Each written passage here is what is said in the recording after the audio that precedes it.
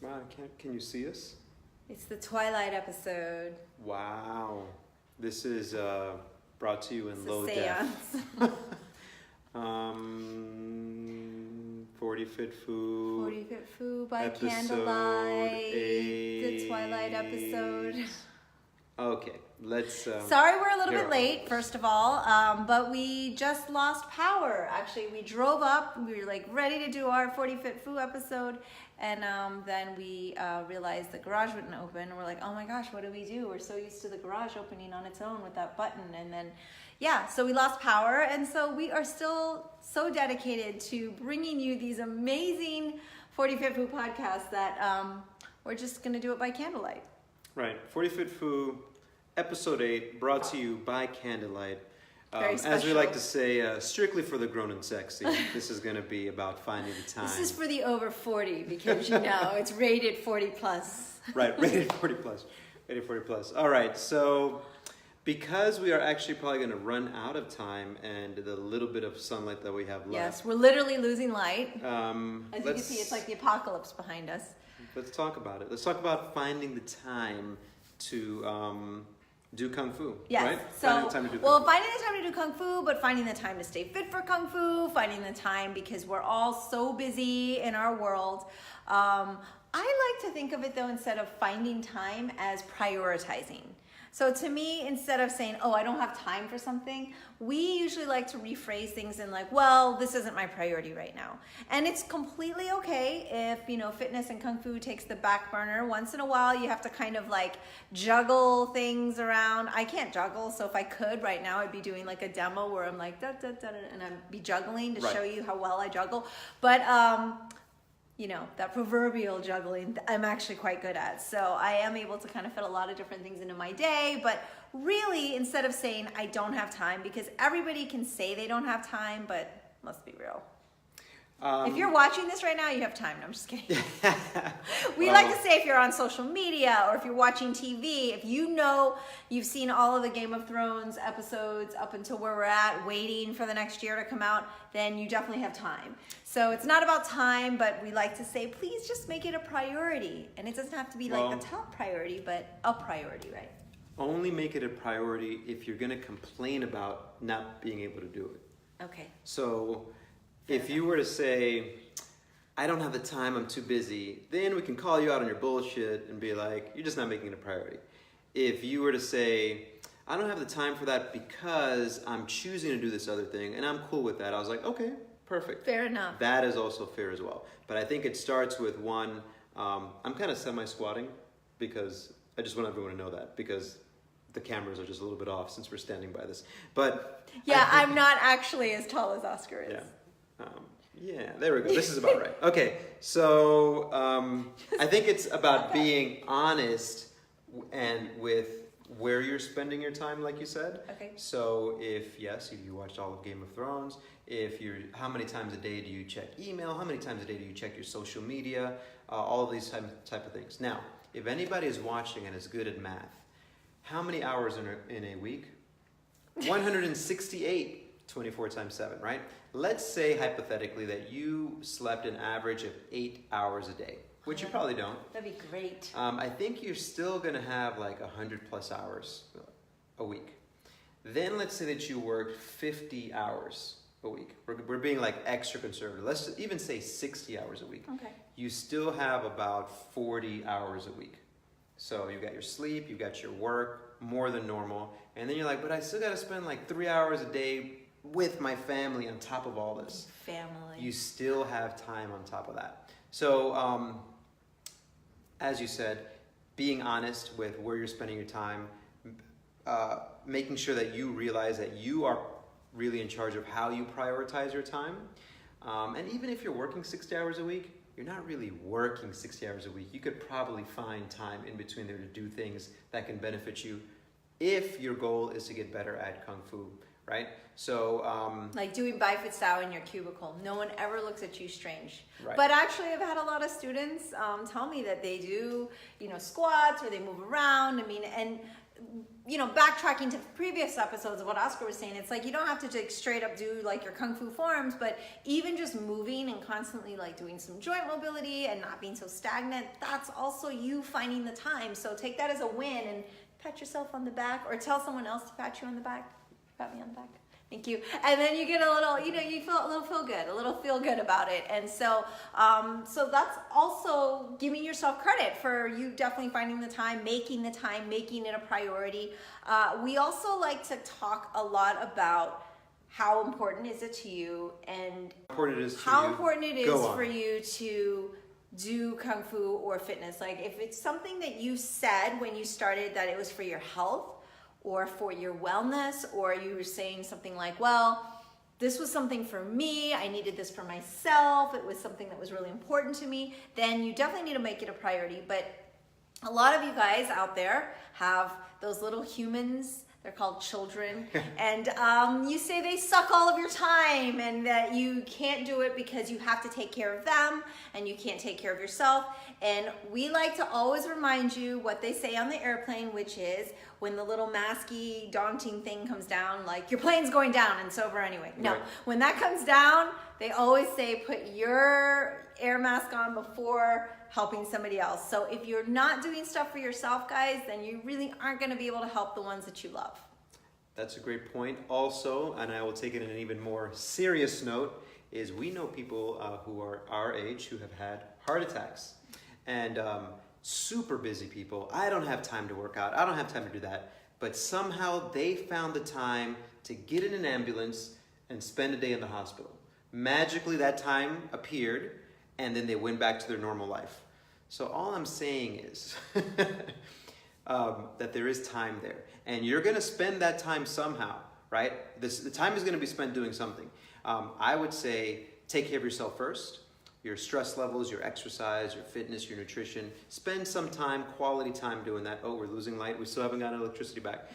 Because that time will be taken up somewhere else. And it's much better to spend that time doing things that you want to do as opposed to, seriously, like the people that we know which have had heart attacks and they're like, well, I had to take a week off of work because I'm hospitalized. Yeah. Like that time was taken anyway. And people always say time is money, right? Well, time is money. Well, it's the same thing. You're going to invest in your health. You're either going to pay for it through doctor bills and medicine and hospital visits, or you can invest in your health up front and actually take that and like do things you enjoy doing, and then like, joining a membership somewhere and taking that investment in yourself as something that's super, super important. So, let's talk also about how we're lucky, right? Because we're both kind of in our always together. But that's a cue by candlelight. By candlelight. It's very romantic. Very romantic. This is really funny. We're losing light. We're losing light. So if you have family members who don't understand, if you can involve them in it, right? If they start complaining about, well, you don't have time for me or time for because you're doing your kung fu or whatnot, maybe involve them in kung fu. You can do things like that as a family, or encourage them to find something that they can do also as well. But I like to say, hey, try to do things together. Like if you do have kids, and we don't have kids, but we always have kids around all the time. They're everywhere. And it's like we would play like games, like, all right, we're gonna do push-ups. No video games. We're gonna do push-ups. Yeah, Oscar's the best babysitter ever because basically all the kids left being really buff because he'd play this thing that he coined called the push-up game. And basically it was like war, but with push-ups. So you can imagine how many push-ups they would do by the end of And a lot of that variations. It'd be Hold like, down. all right, now we're going to do the squat game. Now we're going to do the one-leg squat game. Now we're going to do the pull-up game. It's all the same rules, really. But it's a game, so everyone was always having fun, right? And, with a definitive winner. And so that's another thing, right? So if you feel like you don't even have the time to get into Kung Fu class, and you're gonna have family time, at least like we said about the whole like doing something in your cubicle, we'll make it a fun outing where you're like, well, let's all do something maybe the kids enjoy or your spouse enjoys, but you're still active. And we talked about a lot of cross-training things, a lot of things you can be doing to stay fit for Kung Fu. So even though we'd love to have you in the Kung Fu class, at least on your off time, if you're still doing things that you said, oh, well, this kind of helped me with my balance when I went to, rock climbing, or when I went to like do other activities, like there's other things that can absolutely benefit you. But really the main point of this is prioritize. So if you just make it a priority, instead of saying right away that you don't have time something, just say, well, I'm not prioritizing this right now, but it will be my priority at a later time, or here's what my priorities are right now. Then at least take the accountability for it. We're really big on well, we talked about last week control, right? The Foji upside down fire sign. Control really starts with self-awareness. So that's not just self-awareness of like, oh, how am I moving, but also self-awareness of being realistic of where you're spending your time. So if anyone were to tell me I don't even have 15 minutes to myself, in my mind internally I'll say, you're full of shit. But then I would in a nicely way say, well, let's talk about where you're spending your time. And I'm sure we can carve out some time for yourself there where you can take care of yourself. I don't know. That's all I got before it gets dark. It's getting pretty dark here, and although it looks really nice, like I'm actually looking, I'm like, it looks like one of those fake backdrops that we've pulled down with like the palm trees, and but yeah, we're bringing it to you live with in SD today, taking it back because this is the 40 and up, so we're going 80s. Actually, the quality, we're going 80s NTSC, where the quality is like one of those big video cameras. Yeah, basically. Not as far back as beta, but VHS. Kind of VHS quality.